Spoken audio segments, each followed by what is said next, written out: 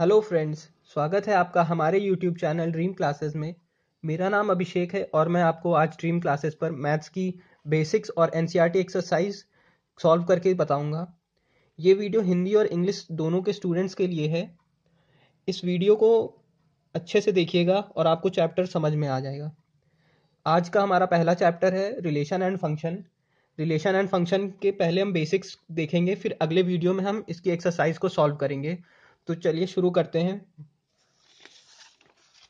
Relation relation कुछ नहीं है, बस ये दो ऑब्जेक्ट एक दूसरे से कैसे रिलेटेड हैं उसे ही रिलेशन हमें बताता है। मैथमेटिक्स के टर्म में देखें तो एग्जांपल ए कॉमा बी।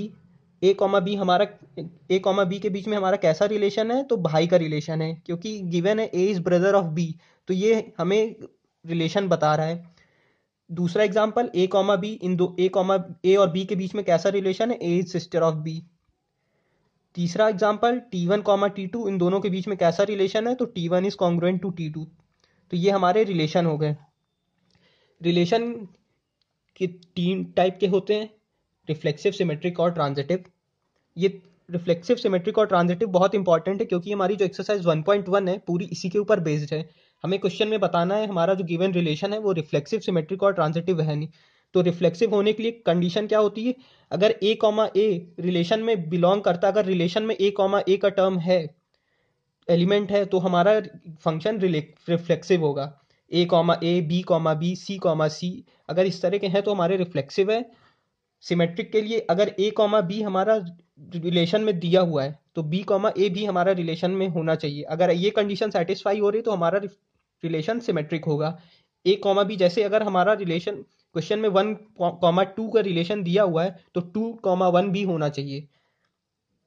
ट्रांजिटिव के लिए अगर ए कॉमा बी बिलोंग कर रहा आर में और बी कॉमा सी भी बिलोंग कर रहा आर में, तो अगर ए कॉमा सी भी है आर में तो हमारा जो रिलेशन होगा ट्रांजिटिव रिलेशन होगा। जैसे 1,2 है, 2,3 है, तो 1,3 भी होगा। अगर ऐसा है तो हमारा जो रिलेशन है वो ट्रांजिटिव होगा। और अगर ये तीनों है, रिफ्लेक्सिव, सिमेट्रिक और ट्रांजिटिव, तो हमारा जो रिलेशन होगा वो इक्विवेलेंस रिलेशन कहलाएगा। इक्विवेलेंस में रिफ्लेक्सिव, सिमेट्रिक और ट्रांजिटिव तीनों की कंडीशन फॉलो करनी चाहिए। इस पार्ट को हम एक एग्जांपल देख के सॉल्व करते हैं, तो जिससे आपको और इजीली समझ में आ जाएगा। तो एग्जांपल देखिए।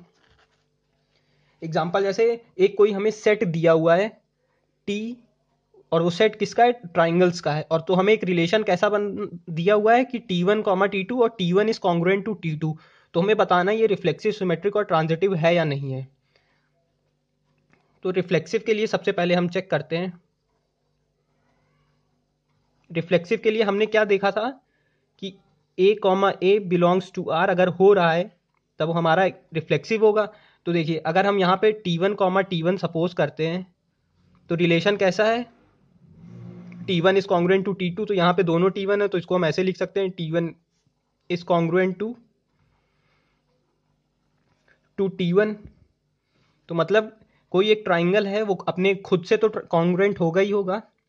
जैसे ये ट्राइंगल हमारा ABC है और यही सेम ट्राइंगल यहाँ पे हमने एक और बना दिया ABC, तो ये एक दूसरे से तो कॉन्ग्रुएंट होंगे ही, क्योंकि ये एक ही दूसरे का इमेज है।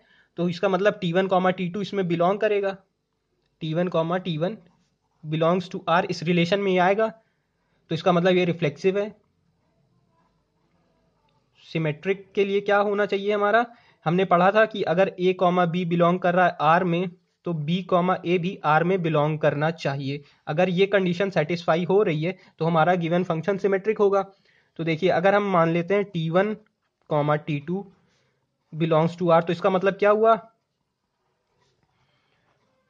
T1 is congruent to T2। और जब अगर T1 T2 को कॉन्ग्रुएंट है, मतलब अगर T1 जो है T2 के कॉन्ग्रुएंट है, तो इसको हम ऐसे भी तो लिख सकते हैं, T2 is congruent to T1।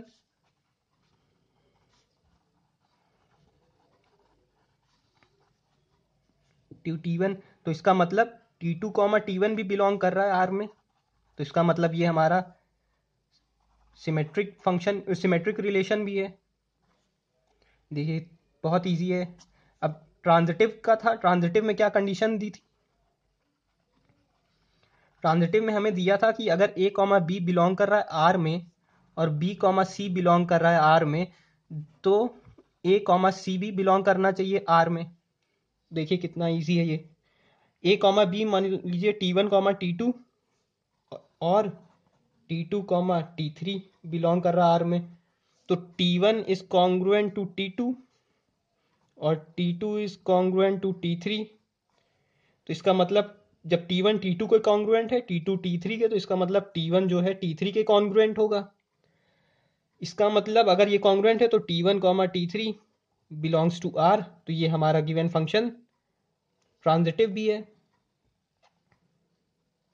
तो इसका मतलब ये हमारा रिफ्लेक्सिव भी है, सिमेट्रिक भी है और ये ट्रांजिटिव भी है। तो ये हो गया एक रिफ्लेक्सिव सिमेट्रिक ट्रांजिटिव का एग्जांपल। और अगर ये तीनों हैं तो हमने पढ़ा था ये हमारा हो जाएगा इक्विवेलेंस रिलेशन। बहुत इजी क्वेश्चन है। एक्सरसाइज 1.1 में पूरा हमें यही करना है। हर क्वेश्चन में हमें बताना है रिफ्लेक्सिव है, सिमेट्रिक और ट्रांजिटिव है या नहीं। तो ये एग्जांपल उम्मीद करता हूँ आपको समझ में आ गया होगा। एक बार फिर शॉर्ट में बता देते हैं। रिफ्लेक्सिव में ए कॉमा ए बिलोंग करना चाहिए आर में। सिमेट्रिक में ए कॉमा बी अगर बिलोंग कर रहा है तो बी कॉमा ए भी आर में बिलोंग करना चाहिए। ट्रांजिटिव में अगर ए कॉमा बी आर में बिलोंग कर रहा है और बी कॉमा सी भी कर रहा तो ए कॉमा सी भी आर में बिलोंग करना चाहिए ट्रांजिटिव होने के लिए। एक्सरसाइज 1.1 अगले लेक्चर में हम पूरा सॉल्व करेंगे। तब तक आप इस वीडियो को अच्छे से देखिए और समझिए पूरा एक्सरसाइज और खुद ट्राई करिए करने के लिए। Thank you.